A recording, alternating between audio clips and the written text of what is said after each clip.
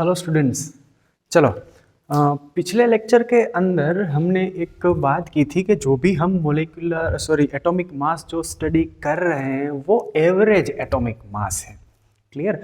अब ये average atomic मास क्या होता है, आज हम उसके बारे में डिस्कस करने वाले हैं।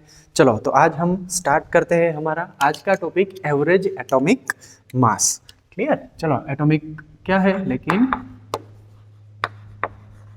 एवरेज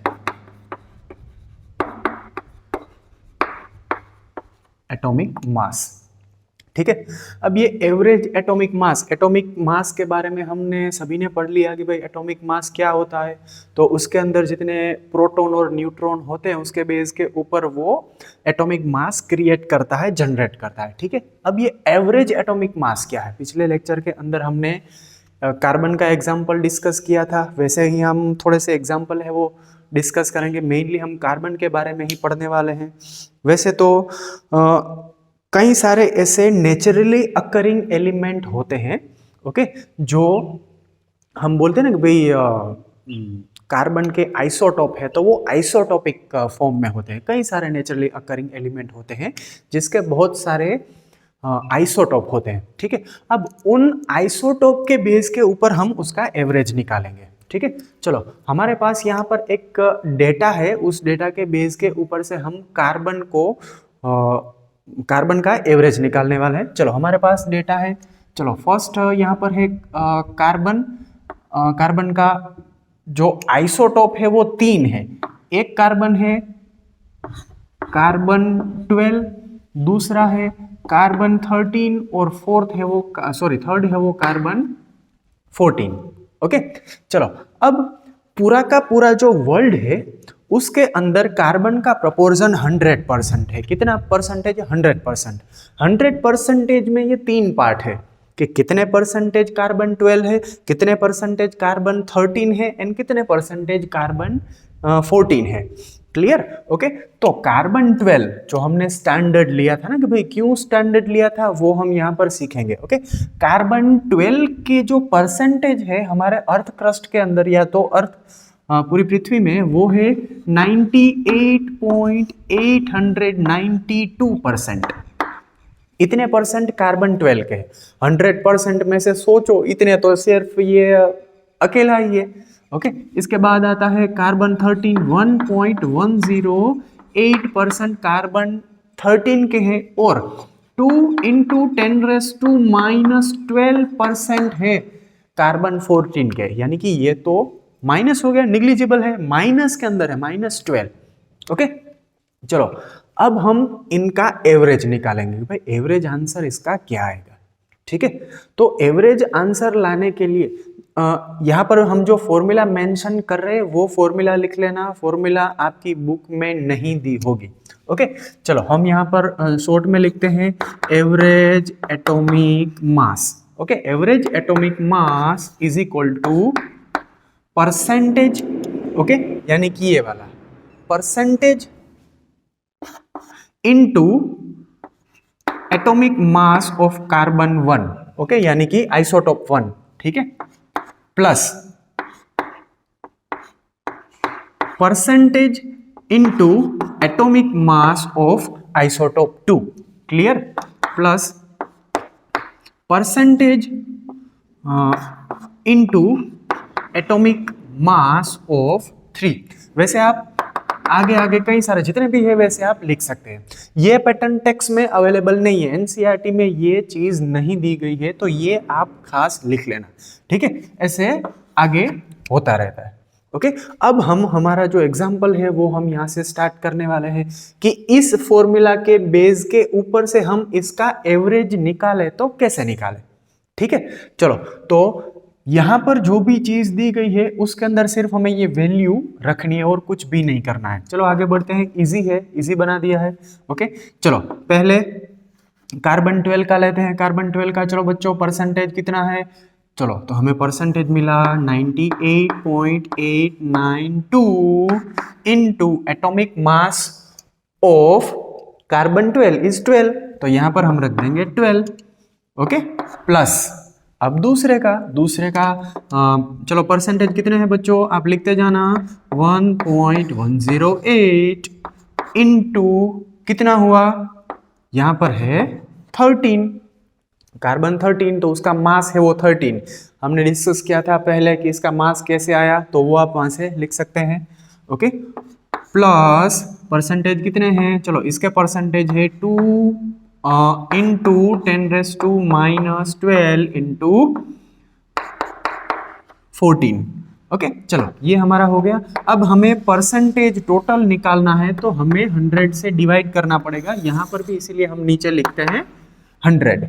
एवरेज निकालने के लिए ये करना पड़ता है, टोटल करो। ओके, पर जब कई सारी चीजें साथ में होता है तब इसकी फॉर्मूला अपॉन 100 रख दो। ठीक है, चलो इसे अगर हम थोड़ा सा सिंप्लीफाई करें तो हम ऐसे भी लिख सकते हैं। ओके, टेक्स्ट में जो आंसर है वही आएगा, लेकिन टेक्स्ट में प्रॉपर तरीके से डिराइव नहीं किया गया है। ठीक है, सो हम यहां पर ऐसे लिख सकते हैं 98.892 अपॉन 100 इंटू 12। ये मल्टीप्लीकेशन में है तो 100 डिवाइड में है तो इसके नीचे हम लिख सकते हैं। चलो प्लस क्या होगा 1.108 अपॉन 100 इंटू 13 हम लिख सकते हैं। ओके, इतना मैथ्स तो सबको आता ही होगा। चलो बच्चों प्लस, अब ये बची है चीजें वो रख दो। चलो कितना आएगा 2 इंटू -12 अपॉन 100 इंटू 14। अब टोटल निकालने के लिए सभी चीजों को प्लस करना पड़ता है, डिवाइड। अब सोचो 100% टोटल है, इनमें से हमने ये 3 पार्ट कर दिए, कार्बन 12, 13 एंड 14, इनका टोटल 100 आना चाहिए। अब एक चीज हमें यहां पर मोस्ट इंपॉर्टेंट है वो नोट करनी है। ठीक है, अब इन दोनों को सिर्फ प्लस करो, आपके पास कैलकुलेटर होगा, कैलसी के अंदर आप प्लस करो। चलो हम यहां पर करते हैं, कितने हैं भाई, चलो 98.892 प्लस करो इस वैल्यू से, पास की वैल्यू से। ओके, 1.108, तो हमें आंसर मिला है वो कंप्लीट 100 मिला है।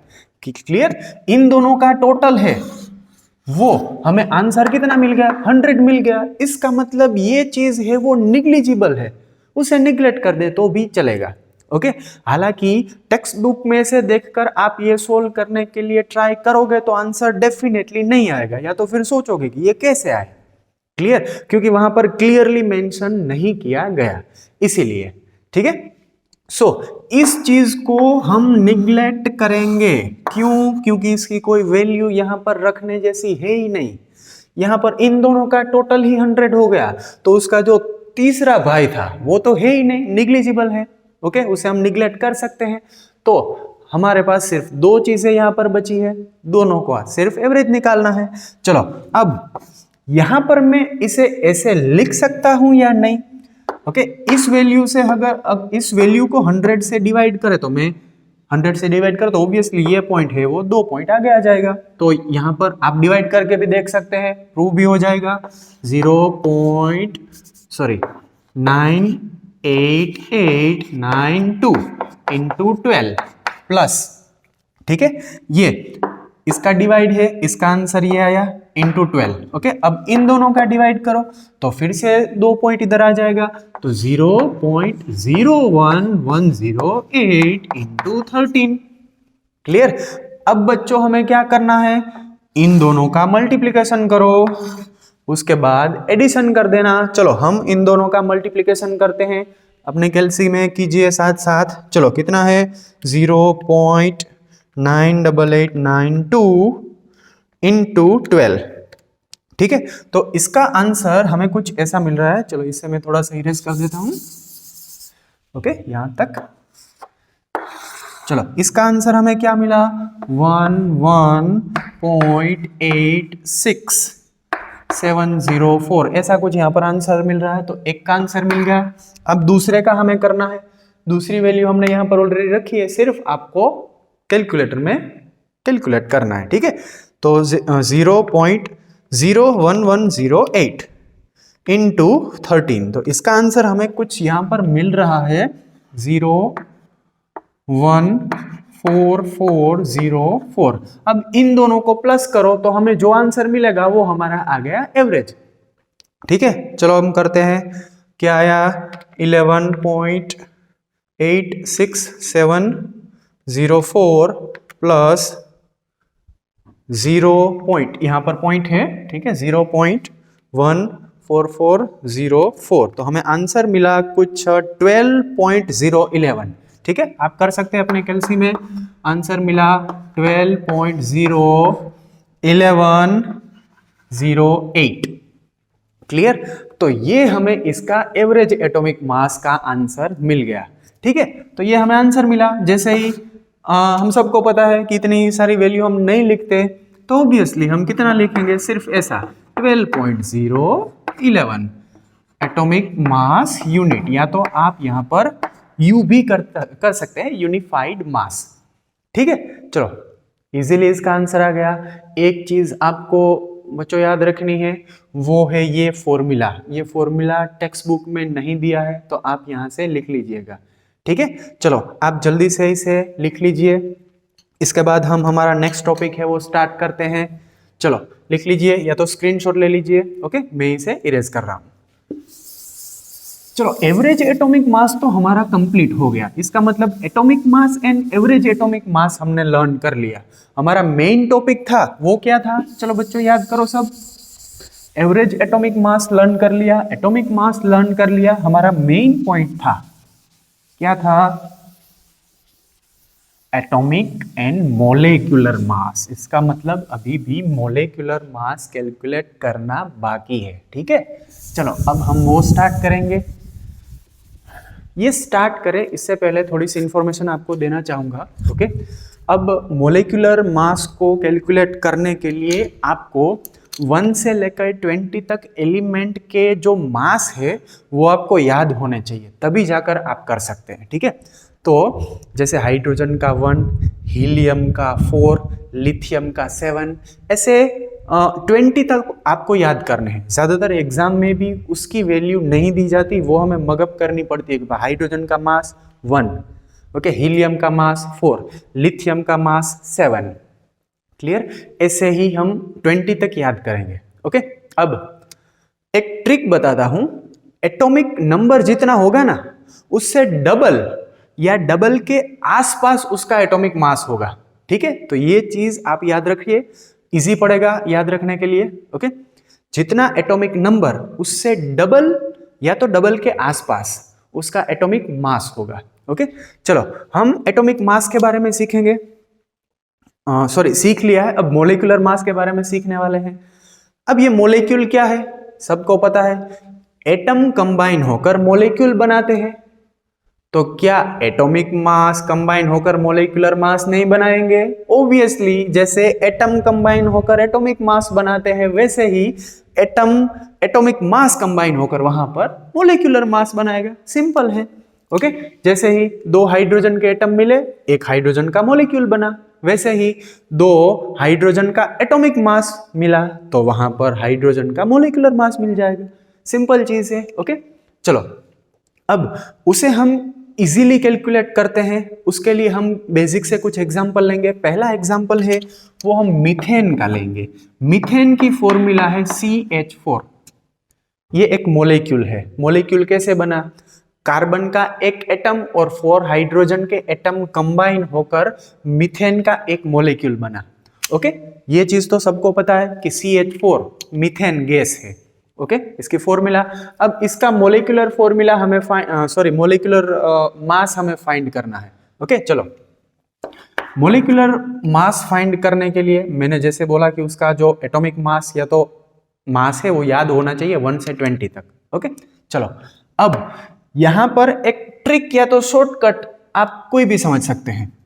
पहले इसका एटॉमिक मास लिख लीजिए। कार्बन का एटॉमिक मास कितना है? 12।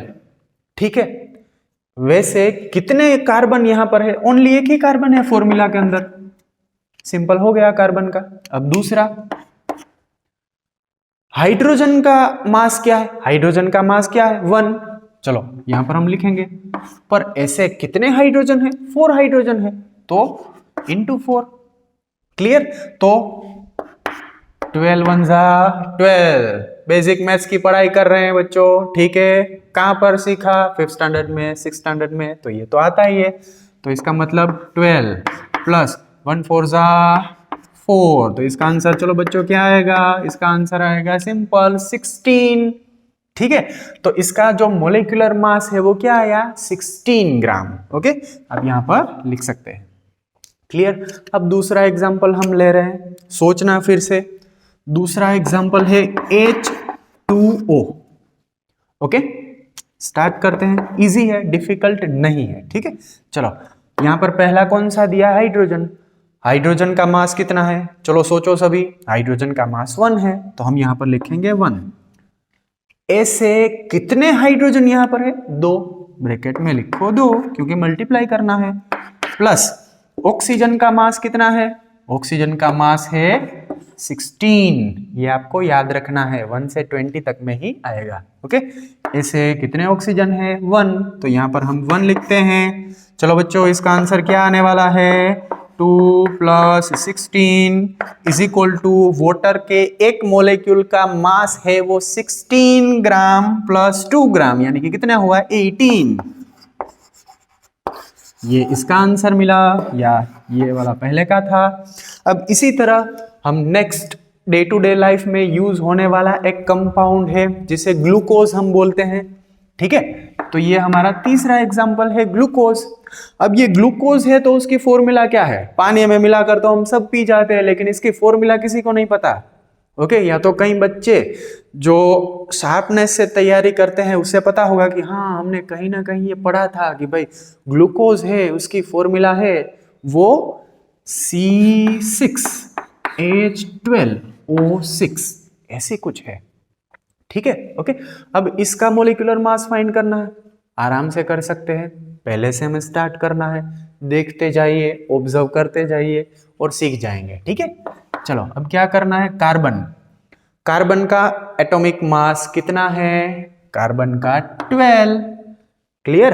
अब कितने कार्बन यहां पर है? 6 है ना, यहां पर आप देख सकते हैं C6, इसका मतलब 6 कार्बन है।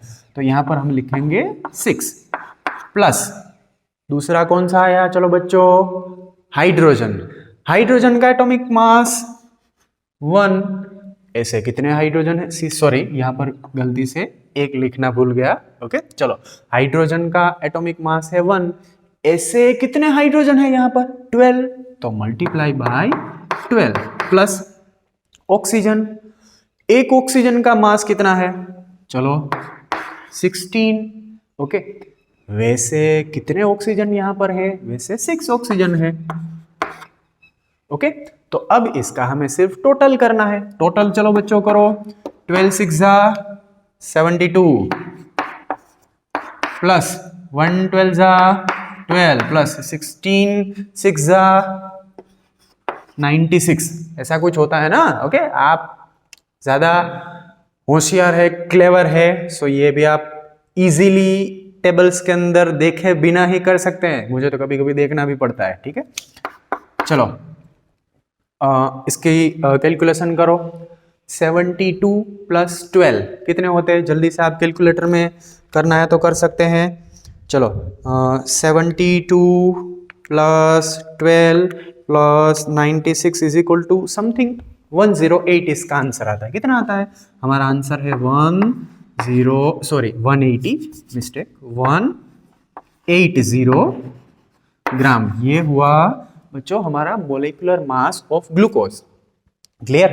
अब कभी भी घर पे आप ग्लूकोज वाला पानी पिए तो बोलना कि भाई इसका एक मोलिक्यूल होता है, उसका एटॉमिक मास है वो 180 ग्राम है, यानी कि इतना हम वहां पर पी रहे हैं, ठीक है। चलो, तो इसके बेस के ऊपर अगर आप होमवर्क में सोल्व करना चाहते हैं तो मैं थोड़ा सा यहाँ पर एग्जाम्पल लिख रहा हूँ।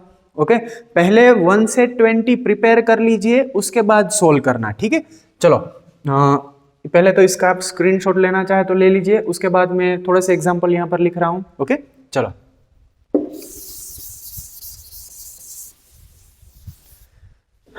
फर्स्ट एग्जांपल यहां पर लिख रहा हूं, NH3 एमोनिया।